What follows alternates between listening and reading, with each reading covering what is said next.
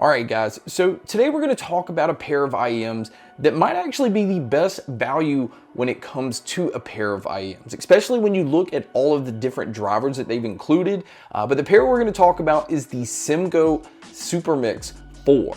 Now this pair does come in at $149, which kind of puts it above the cheap budget IEMs. But what they've included here, and this is something I didn't expect. You normally get like a dynamic driver mixed with a balanced armature driver, and that's usually about it in this price range. But this pair comes with 4 completely different types of drivers. You do get a 10mm dynamic driver. You get one balanced armature driver that's focused just solely on mids. And then you have one planar driver mixed with one PZT or piezoelectric driver. And those two are handling strictly the highs, the trebles. So everything is really well separated. It is using a 4-way crossover system so that nothing kind of interferes with one another. So we'll talk about all this once we actually get to the sound. But having all of those different type of drivers in a pair of IEMs that only come in at $150 is what caught my attention. Now, this part of the video is usually where I like to show the packaging, but the box on these kind of came already pre-beat up. So you'll see that crease and everything at the top of the box. So that kind of sucks that it came in that way. But it also comes with a pretty nice leather hard case. And it only comes with 3 sets of silicone ear tips, basically your small, medium, and large. And then the cable that it comes with is actually a really nice cable. But to me, I've seen this cable come in so many different boxes of IEMs. It almost seems like the generic cable that's just pulled off the shelf. It is a copper silver plated cable. It is using the 2-pin connection, which I find to be probably the most common connector when it comes to IEMs. And then the end that you use to plug into devices is a 3.5mm plug-in, which I am a fan of. Now, the last pair of IEMs that I checked out came with the balanced plug-in, which isn't as common, and I made the complaint that I wish it was a 3.5mm cable. So it's nice to see that Simgot is using the 3.5mm plug-in here. It's just more universal if your phone has a headphone jack, or if you're plugging straight into a tablet or a laptop. You don't have to have any kind of adapter to do this. Now, the IEMs themselves, I am a huge fan of the look here. It is using a 3D printed resin, which is what's actually touching your ear canals. It does have a matte finish metal faceplate on the outside. There's no obnoxious branding. You just see this gold ring on the outside.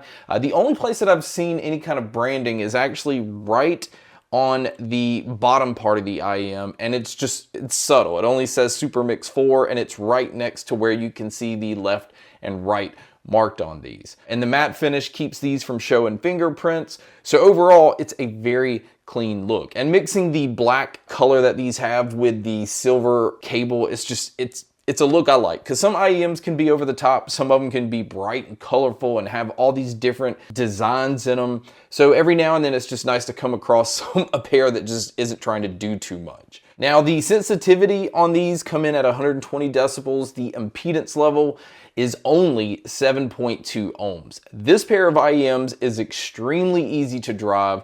No amp required if you're just trying to get a decent amount of volume out of these. Now, I'm still gonna say if you're really wanting to take advantage of the bass, the mids, and the treble and everything the way that these are intended to sound, obviously I'm gonna recommend that you use an amp or a DAC, but it's not going to take much to really push these. I mean, you can even use just one of the simple ones that plug straight into your phone. I use the Moondrop Moon River 2 Ti, and that is more than enough power going to these IEMs. Now, the sound that these have, if you were to look at the chart on the back of the box, these are as close to the Harman Target tuning that you can get. Especially when I've looked at other charts on other IEMs, you start to see them kind of peak in different levels.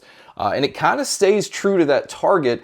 But when you listen to these, it's a little bit different. I will say that the bass on these are very well controlled. I think if you're a bass head, this is not going to be a pair that I would recommend for that, because it just doesn't have that subwoofer type feel. It doesn't allow the bass to kind of get loose. It's not sloppy in any way, but it has a lot of impact. It's just really fast. So if you're listening to genres where the drums are moving really quickly, you're going to feel and hear each drum hit, but it's not going to kind of hang around any. It's just moving on to the next hit. The mids on these, I felt like are just slightly boosted, But what I was impressed with is it never seemed like male or female vocals had this artificial tone to it.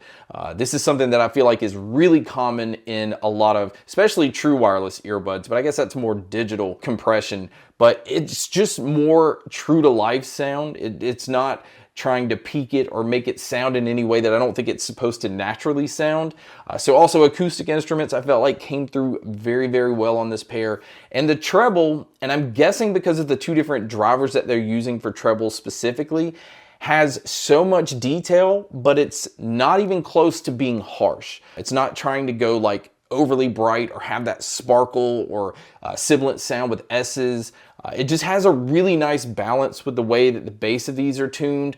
And I would say it's almost just a natural sound overall. It's not overly aggressive, it's not flat, which kind of leaves me to say that it's not for bass heads, but it's also not for purists. It's not, reference sound. It's not trying to dull everything out. And another thing that's really impressive about these is the soundstage and the imaging. This is a fairly airy sounding pair of IEMs, and I think it's because of the vents that they put on these. It allows it to just kind of breathe a little bit and not sound as closed in or not as congested. So there's a lot of space in the sound, and it's definitely doing a good job of being able to tell where different sounds are coming from. And again, to wrap all of this up into a package that's $150 and using the drivers that it is, it just has a different sound than a lot of the more common IEMs that are just using, just a normal dynamic driver or a normal dynamic driver and a balanced armature driver. It's really separating all of these things and trying to keep it in a way where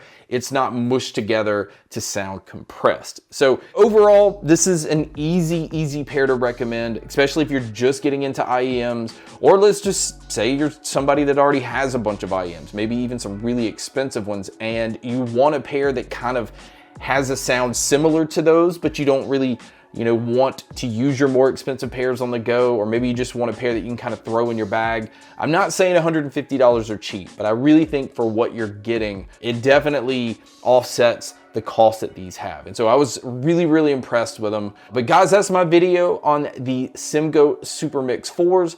Thank you so much for checking out this video. Thank you so much for checking out all the other videos. And as always, make sure to stay tuned for more.